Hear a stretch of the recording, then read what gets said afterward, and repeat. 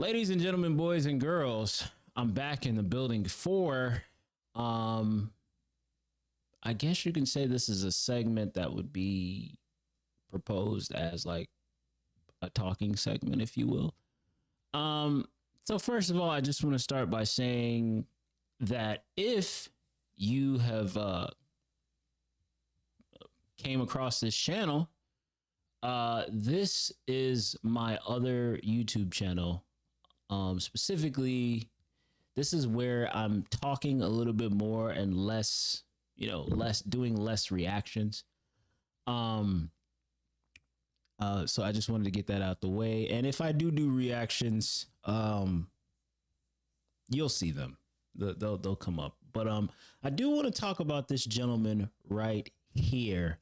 If you don't know who this is, if you're not into combat sports or wrestling entertainment, as they would call it, I guess. I mean, I consider wrestling a combat sport. Forget that. So if you're into combat sports, this gentleman right here is a very pivotal person that has been controversial in the world of wrestling for a long time. I know it looks like I'm reading something, but I'm literally it's just coming from up here. So if you don't know, this is a CM Punk, aka Phil Brooks. So just a brief little timeline of just who he is and how he is important to the world of wrestling, or not to some people. He was in WWE for quite a while and then left due to, some things that he didn't like that was happening, and how he was being treated. So he left. I don't know if he kind of did what Steve Austin did back in the day, back in like 2003, when he like decided he didn't, there was a decision that was made and he didn't like the decision. So he decided to basically stay at home. That's what more or less CM Punk did. CM Punk basically, didn't like some things that was going on and basically sat at home, and basically he got fired by the WWE, and he went on a podcast, did a whole rant, slandered and dragged people in the WWE and WWE itself, so on and so forth. He would be gone for a long period of time, for quite a considerable amount of time, from just wrestling in general. And, people would constantly chant his name. There was a period where that was all you heard on WWE. People just chanting CM Punk, CM Punk, CM Punk, CM Punk. WWE would literally drown out the crowd noise of CM Punk chants with fake chants, of course. And then finally, he came back, I believe, in 2022. CM Punk came back in 2022, but it wasn't to WWE. He went to AEW, a company that was founded by Cody Rhodes and the Young Bucks and Kenny Omega, and a millionaire child named Tony Khan, whose father is the owner of the Jacksonville Jaguars and a soccer team, I believe, in the MLS. So he was there for a little bit of time. And it was good to see, it was good to see him, even if you didn't see him in a capacity of the WWE. But, of course, people would always still hold hope that, hey, he's going to go back to the WWE. He's going to go back to the WWE. It's going to happen. Yes, it's going to happen. So, of course, we fast forward, and CM Punk has a fallout with AEW, over, I guess you can say, over with the Elite. Now, at this time, Cody Rhodes is already gone. Cody Rhodes left, and he left for his reasons, which I believe the reasons was he didn't want to something about, I don't know if it's this or just an array of things, but he didn't want his power to secede itself, basically. He didn't want to put himself over. basically. So I guess he went through negotiations with Tony Khan, and after that, he just said, "I'm leaving." So it's kind of the same thing with CM Punk. CM Punk goes through a little bit of a problem with the elite. He gets injured, and then he goes away for a little bit, and then you start hearing rumblings of him coming back. Tony Khan trying to get him to come back. I believe Discovery, is it Discovery Health? Discovery. It's Warner Discovery. There we go. Warner Discovery gives Tony Khan basically Warner Discovery wants Tony Khan to get CM Punk to come back. So they give him this lovely amount of money, and they get him to start a new show, of course, called Collision, which is on Saturday nights. So Tony Khan does whatever he can do and does negotiations to get CM Punk to come back. And CM Punk is willing to come back.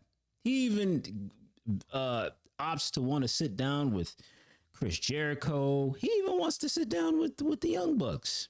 And the Young Bucks and Kenny Omega. And the Young Bucks and Kenny Omega say, hell no, we're not about to sit with him. No, we're not about to sit with him. So, regardless of that happening, CM Punk comes back. And AEW Collision is where he is basically at. And, I guess Tony Khan basically tries his best to keep the elite away from CM Punk by keeping them on Dynamite and all of that, Dynamite and the other show that they have, and keeping CM Punk on Collision, which, it should have worked, but it wouldn't have worked for too long. And then finally, what I believe the straw that broke the camel's back was him basically telling Jack Perry on the is it the All Out pay-per-view that they had in London, basically telling a Jungle Boy, aka Jack Perry, hey, don't use real glass for your promo or whatever. And I guess Jack Perry didn't like the fact that he was being told this advice, and he went on to use real glass, and he basically was taunting CM Punk and saying, hey, look at this. This is real glass. And that ensued a fight backstage in which, CM Punk kind of lunged at Tony Khan, and Tony Khan said he was fearing for his life. Whatever the hell that means. He was fearing for his life. And then they basically put a committee together, which was, of course, the EVPs. I believe the EVPs and maybe one or two other wrestlers, which now we figured out, they brought it out that Bryan Danielson was one of those wrestlers who was part of the committee that basically decided that CM Punk didn't need to be at AEW anymore. And Tony Khan announced that CM Punk was fired on Collision. It's weird because he announced it when they were back in Chicago again, and man, Chicago was booing the hell out of Tony Khan, and Tony Khan had the audacity to sit there and try to explain himself to Chicago, like, bro, shut your ass up and get off the screen, like, go backstage, we do not want to hear you. So that happened, and immediately the rumblings within the internet were that CM Punk was going back to WWE. Just like always, like that's something that is normal. It's normal. It's normal to hear people say, "Oh yeah, he's going back to the WWE. He's definitely going back to the WWE." At this point in time, honestly, when I heard that he was like fired and everything like that, I'm like, yeah, he might not never wrestle again. He might not never wrestle again, man. Let's just chalk it up to that, because After dealing with WWE, then being gone, and then coming back to AEW and dealing with that, he might not never wrestle again. He might not never show his face again. Cut to Survivor Series, which was, November. And man, I'm not even gonna lie, Survivor Series was a very good pay-per-view. And guess what happens? Lo and behold, CM Punk shows up on WWE television. It's crazy. And me, just like every other man, was shocked. Oh my goodness, I can't believe this. He's actually there. How did this even happen? I just like this is just like the early 2010s again, man. Randy Orton is back. CM Punk is back. Seth Rollins is thriving and making the best of what he's got as a what is it? The World Heavyweight Champion, the WWE World Heavyweight Champion, bro. So WWE is probably the best it's ever been right now. Now that Triple H is running WWE, it's amazing. Like I said, I hope we just get the blockbuster dream matches. I want to see CM Punk versus AJ Styles. I want to see CM Punk versus Seth Rollins. CM Punk versus Seth Rollins is literally the new Cena versus Randy Orton when it happens. It's gonna be amazing. Like I said, Punk versus AJ Styles, Randy Orton. No, well, yeah, Randy Orton. I'd love to see Randy Orton versus CM Punk again. Seth Rollins, Kevin Owens, Jey Uso. I want to see that too. Jey Uso, Roman Reigns, all these feuds. There's a lot of good feuds I would love to see.